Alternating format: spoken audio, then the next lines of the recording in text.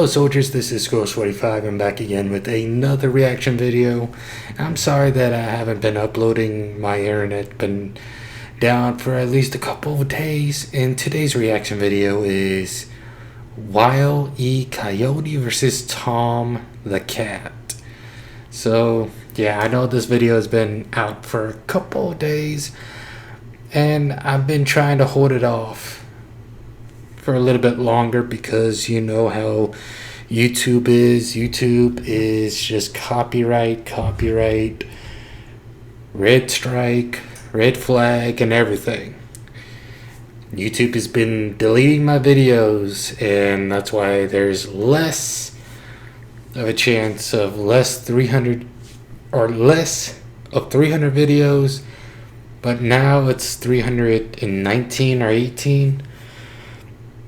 What I'm trying to say is I'm trying to upload as much as I can, but YouTube is just been a pain in the ass. So right now, let's get this video started and hope you guys enjoy the video.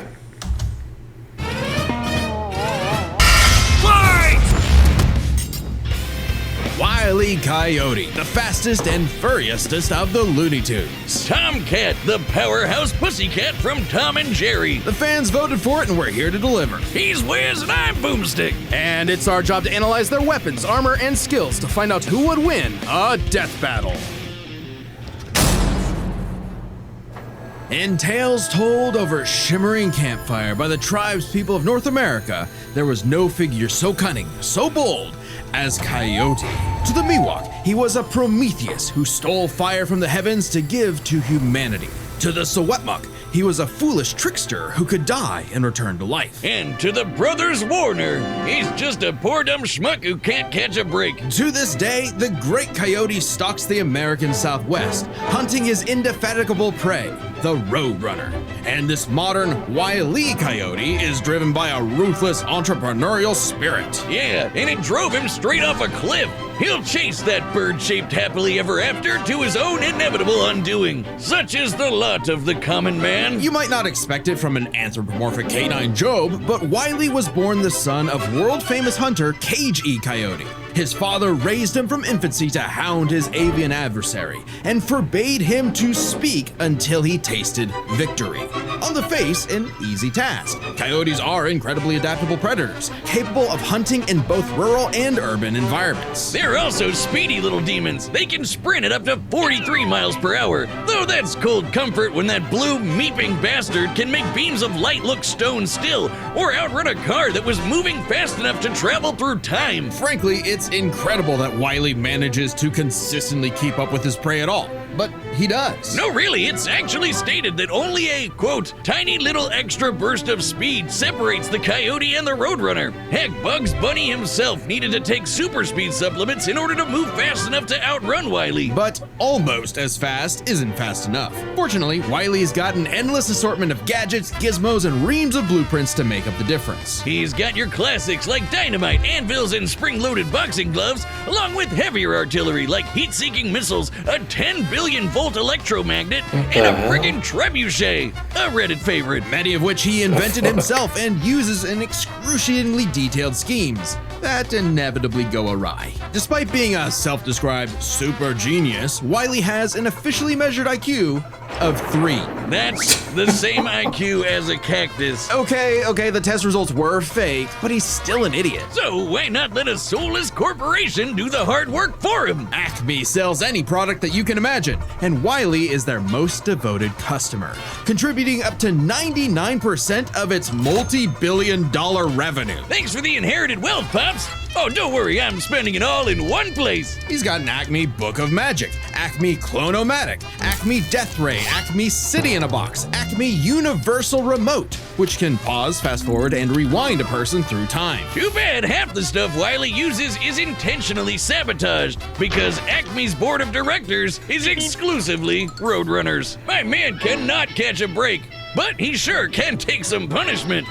No matter the severity of his failures, Wile E is still a toon and can bounce back from just about anything. He's been sliced, stabbed, squashed, exploded, melted, blasted into a constellation, and overall verbed for the last 87 years straight without ever actually dying. He once got fully disintegrated into ash and popped back up like it was nothing. Similar to the immortal Coyote of Secwepemc legend. He's also shattered the fourth wall tons of times and even left the comic page entirely to catch the Roadrunner.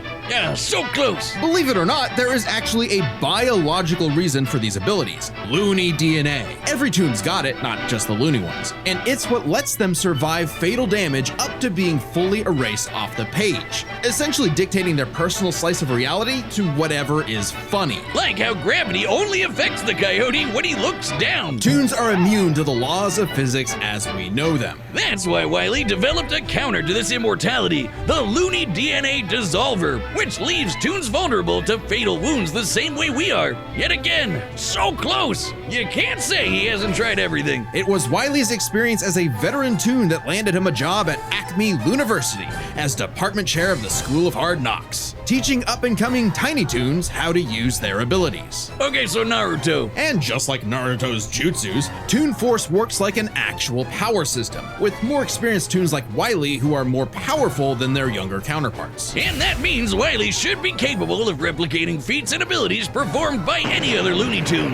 like traveling between different mediums or altering the plot of the cartoon he's in. And my favorite was the time Plucky Duck used Marvin the Martian's matter transmogrifier to suck up the entire universe. And then suck up the animator animating his universe. And then suck up the animator's universe for good measure. Wile E's got a cushy 10-year job teaching that stuff. Impressive for an abject failure at his life mission. He's helped stop a meteor from destroying Earth, beat the Monstars in basketball, and even, oh snap, caught the Roadrunner! Oh wait, never mind, so damn close! According to 1977's Tweety and Sylvester issue 67, Wile E Coyote has attempted to catch the Roadrunner 4,776,842 times. Scaling to the present, that's over 10 million failures. That takes dedication, or maybe self-destructive stubbornness, too blinded by bird lust to see the forest for the trees. But Acme's intentional malfunctions and Coyote's recklessness don't account for all of his catastrophes. There's something else, something grander,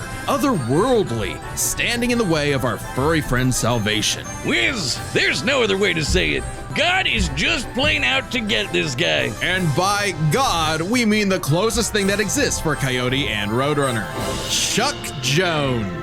The guy that created him and helped forge the Looney Tunes into how we know him today. Originally meant to be a parody of earlier chase cartoons like, well, Tom and Jerry, Jones established several rules for their animated shorts that superseded Coyote's reality warping toon abilities. Rules that cover his obsession, faulty products, and the fact that no outside force, not even the Roadrunner, is to blame for his defeat.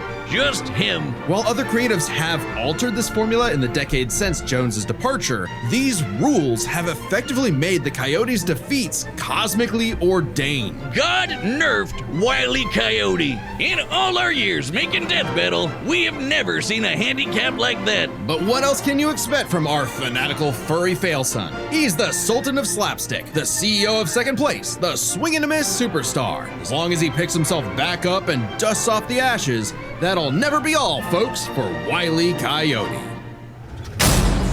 That's crazy.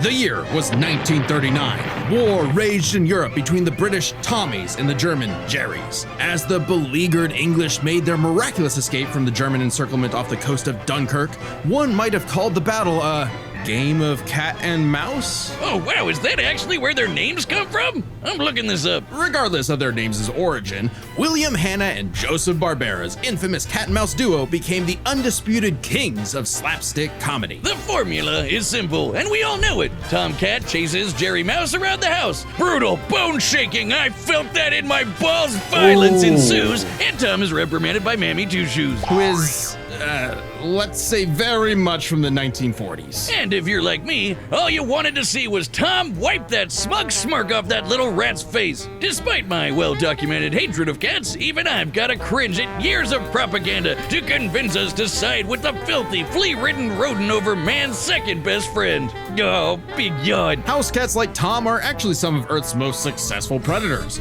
They can run up to 30 miles per hour, leap 6 feet high, and despite being commonly perceived as nocturnal, they're actually crepuscular and hunt in the dawn and evening. Tom specifically is a British shorthair. They're strong, stocky Roman cats bred to withstand harsh conditions. And for Tom, harsh conditions is an understatement. Tom has collected a crazy assortment of weapons in his war against mouse kind. Sure, most of it is the stuff you can find around the average American household, like baseball bats, lead pipes, and guns! Lots and lots of guns. But he's got wackier things like a magic wand, a robo-cat, vanishing cream, and a smart cap that gives him all the knowledge in the world. I'm partial to the Sword of Light and Dark, which severs you from your own shadow, or the Rewind Remote, which can move your victim backwards through time. And you can't forget the cat car and cat jet, spelled with K's of course, but just the cat part. Tom's arsenal is heavily improvisational, which fits his quick thinking in fights over Thanksgiving turkey. Though he often loses his bouts with Jerry, it's not usually because he's dumb or incompetent. Rather,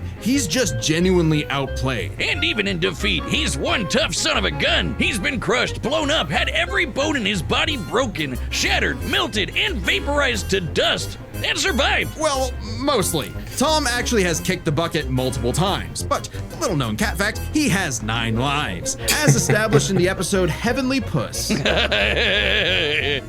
Oh, Wiz was conducting some different kind of research when he stumbled on that episode. Very funny. Even if Tom starts to use his lives up, he has a potion that just restores them. Or he can physically go get them back from hell, where all cats go. Extremely hardcore for a tune, but there isn't much of a limit to what Tom can do.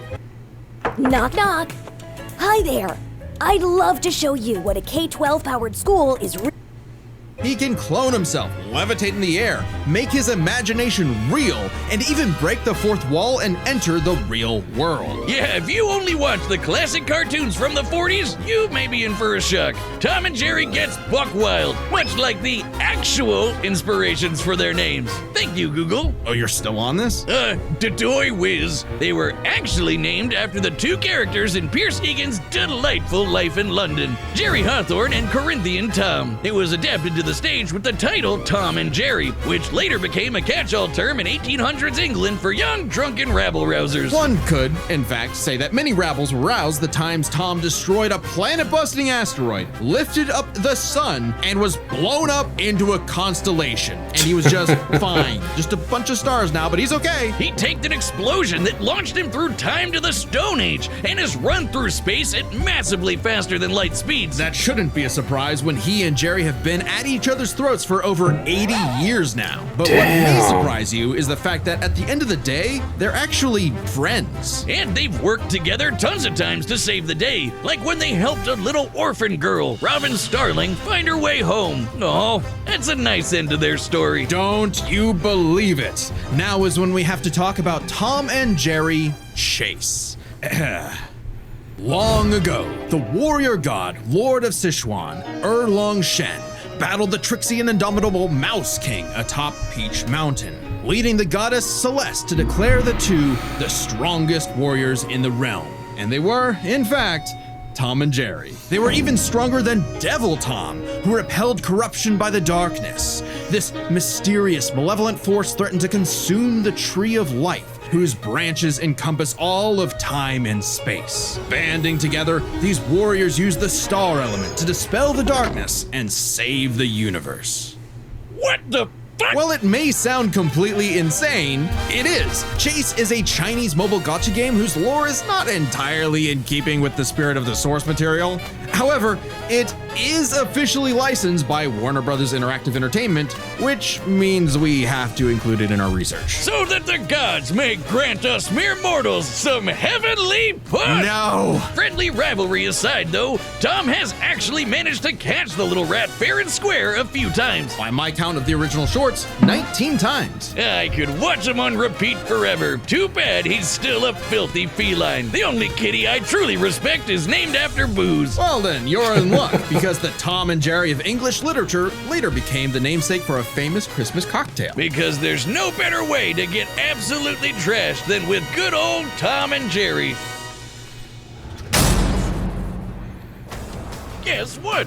Death Battle has merch now. That's right, Boomstick, and you can pick some up for yourself on our brand new website, Death Possibilities. It's time for a death battle!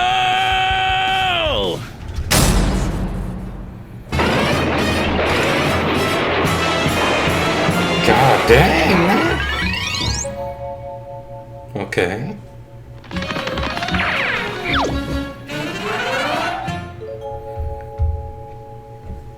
Okay.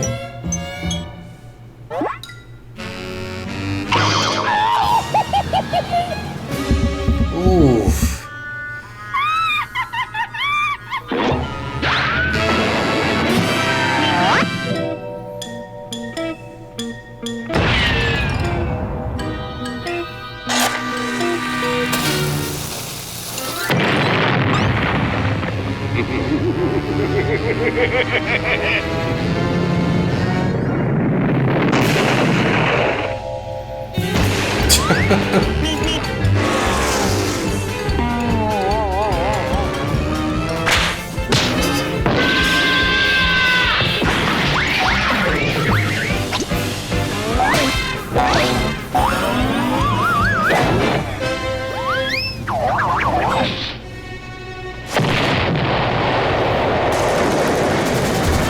What the hell?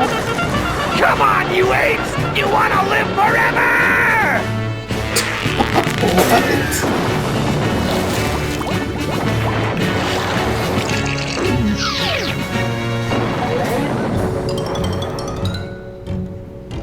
Fat lady.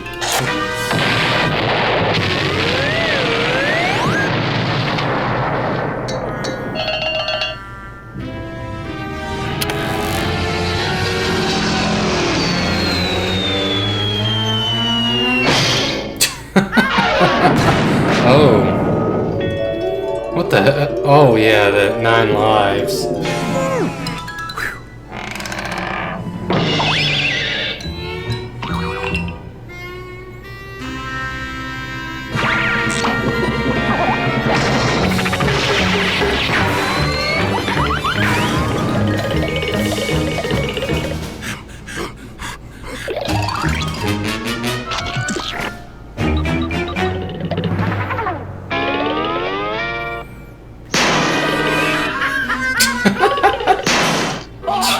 Twice. Oh.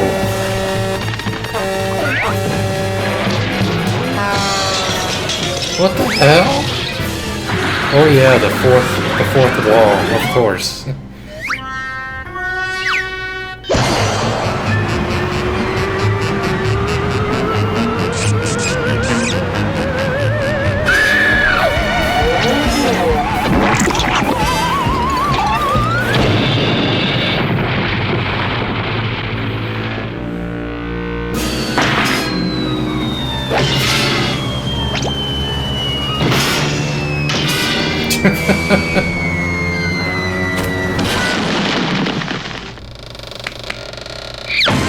Ooh. Well, that was his last life. Wile E Coyote, super genius.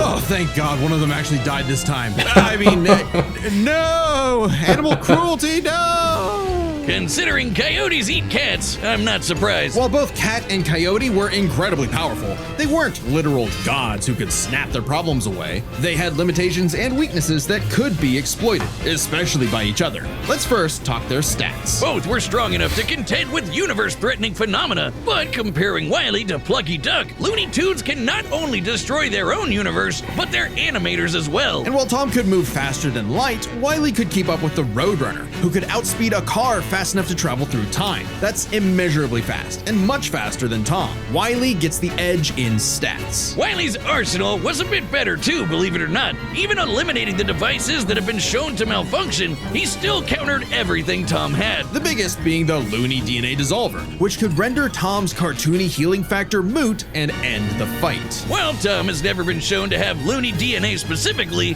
the concept clearly has nothing to do with actual DNA molecules. Looney Tunes have been erased completely and still returned, so it's clearly something more fundamental to their essence. And since the Dissolver works on any tunes, not just the Looney ones, it should apply to Tom. But considering how much of a screw-up Wile E is, it wasn't a sure bet. Hell, it could have backfired, especially considering how much more competent Tom is. When it came to intelligence, Wile E's engineering and scheming genius were often defeated by his own ego and stubbornness. Tom, on the other hand, was consistently more flexible, pragmatic, and victorious in his fights. He definitely gets the edge there. Oh, and Tom has one other big advantage. He doesn't have God nerfing him. And that's the big question. Was Tom capable enough to benefit from Wile E's narrative-enforced bad luck and see the DNA Dissolver backfire against him? That bad luck is a core part of Wile E's character as a cartoon. So let's call it his, toonliness. To find the answer, we dug deep through the bowels of Looney Tunes lore and ended up in an unexpected place: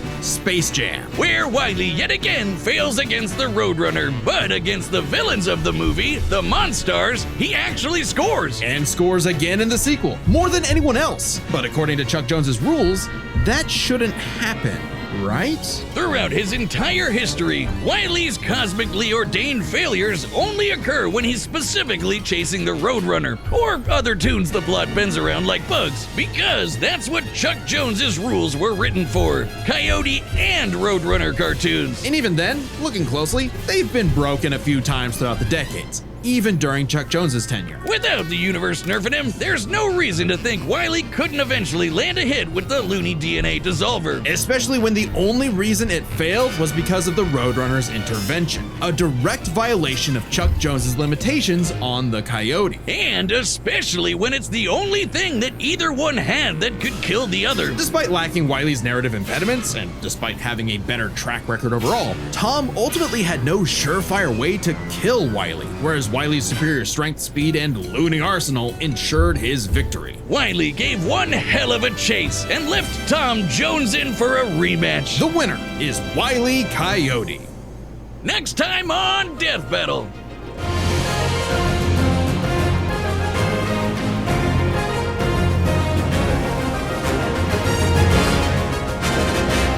Subscribe and join. Spider-Man vs. Deku. Again with Deku, man. My Hero Academia, man. They're obsessed with Deku for some reason. Well, I hope you guys enjoyed the video. That was actually pretty funny. I need to watch the Looney Tunes again, man. That takes me back a long time ago. Now I feel like I'm old. So you know what to do, so just like, subscribe, favorite, comment, share the video. I'll see you guys in the next vid. Peace.